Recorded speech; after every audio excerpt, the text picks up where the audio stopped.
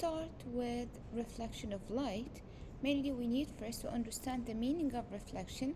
As we all know, reflection represents when light falls on a surface, then reflects back in the same medium. Number two, we need to understand the law of reflection. We know that angle of incidence is always equal to angle of reflection. What is the angle of incidence? It's always the angle between the incident ray and the normal. As we agreed before, that normal, it's like an imaginary line perpendicular to the surface. So this angle between incident ray and normal known as angle of incidence, while this angle between reflected ray and normal, we call it angle of reflection. Last point, we need to know what properties of image formed by a flat mirror. If we have a flat mirror, so image has to be equal in size, equal distance from the mirror as the object. Now, going to solve questions about this idea. Here, the image formed by a plane mirror is upright. What are other characteristics of image? So we know that image has to be inverted. What do we mean by inverted? Which means left is right, right is left. So this is true. Magnified, which is greater in size? No, it's equal in size. Virtual, yes, because it's not real. So the only option that matches our description is C.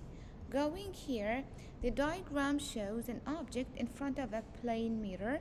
The mirror forms an image of an object. Which label can match our situation? Where the image is formed and where is the object? This is our object. So mainly the image will be formed at this position, and of course type, it's not real, it's virtual.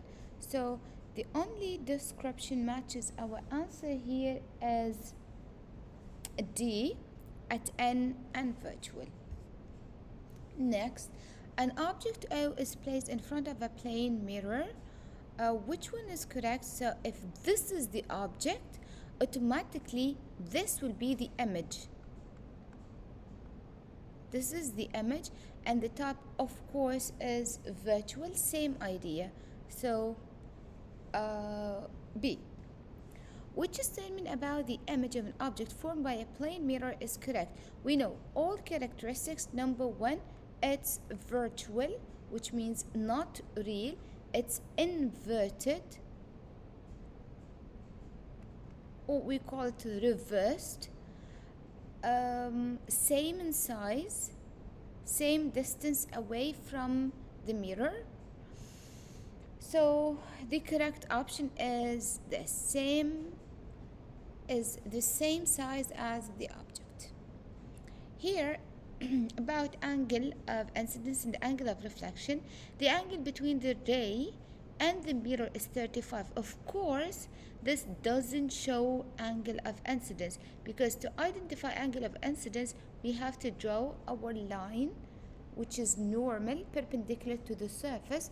This angle of incidence, this is our angle of incidence, which is between incident ray and normal, which is always equal to, how can we calculate it? Since we have this angle, easy to get angle of incidence. How? Because we know the total of this is 90. So by subtracting 90 minus 35, it gives 55, which is option B. Since angle of incidence is 55, automatically angle of reflection is 55, because the question asks about angle of reflection.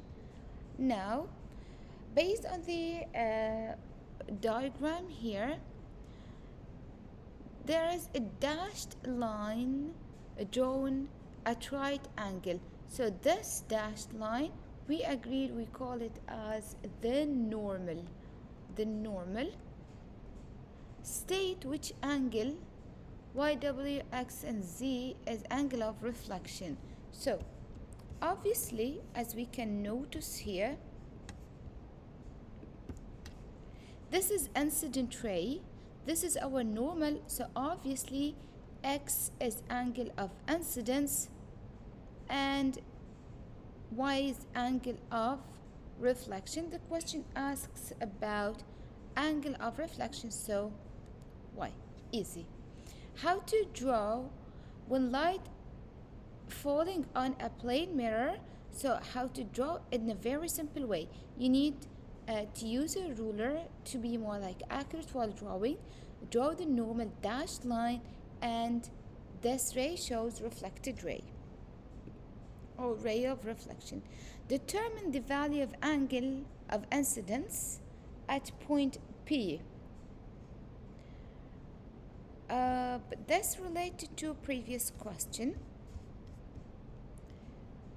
Again, in a very simple way, we need to find, if we need to calculate angle of reflection, easy to calculate it by knowing angle of incidence. So 90 minus 30, it gives 60 degree. So angle of incidence 60 degree, angle of reflection is 60 degree. Going back to this question asks about angle of incidence, so it's 60 degree.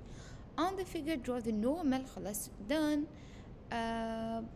Draw the reflected ray, determine the angle. Okay, so angle of reflection 60, done. The figure below shows the ray of light AB striking a plane mirror at angle of incidence 40. What is the angle of reflection? Automatically, without any type of calculation, it is 40 as well. Here, draw an arrow. So we need to represent arrows to show direction how light travels. So since this is our object, light comes from object to the mirror, so this shows coming from the object to the mirror. Then this arrow shows it reflects back, bounces back. Then you need to label angle of incidence and angle of reflection. This known as ray, it's not an angle. So this is a ray of incidence, this is ray of reflection, but angles are here. This is angle of incidence, while this angle of reflection. Now take two boxes to match properties of image formed by a plane mirror. Close to the mirror than the candle? No. Same distance from the mirror? Yes. On the surface of the mirror? No. Smaller than the candle? No. Same size? True. Other ray of light also strike the mirror and are reflected. State the rule that always links angle of incidence and angle of reflection. So what is the rule? Which is law of reflection. The rule states that angle of incidence is always equal to angle of reflection. That's it. Here for drawing, this is very important to follow rays. Now, how are we able to draw? As we can see here, we are not able to represent the location of the image without drawing two lines. So as we can see here, the first line, this is our object.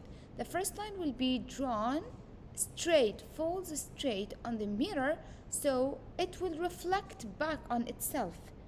Will reflect back, but mainly we draw extension at the back side of the mirror. This is the extension of ray 1. Then the second ray will be falls on a specific angle. Then of course you draw the normal. This is the normal. Then will reflect back. This is ray of reflection. And again draw an extension at the back side. As we can notice here, both extensions will meet at a specific point. This is the point where image will be formed. This, how are we able to draw this point is very important because you need to draw by using these steps. When you look into a mirror, you see an image of your face. State two characteristics or two properties of image. It's up to you to mention it's uh, virtual, reversed, same size, same distance as the object distance. All these are correct to describe properties of image formed by a flat mirror.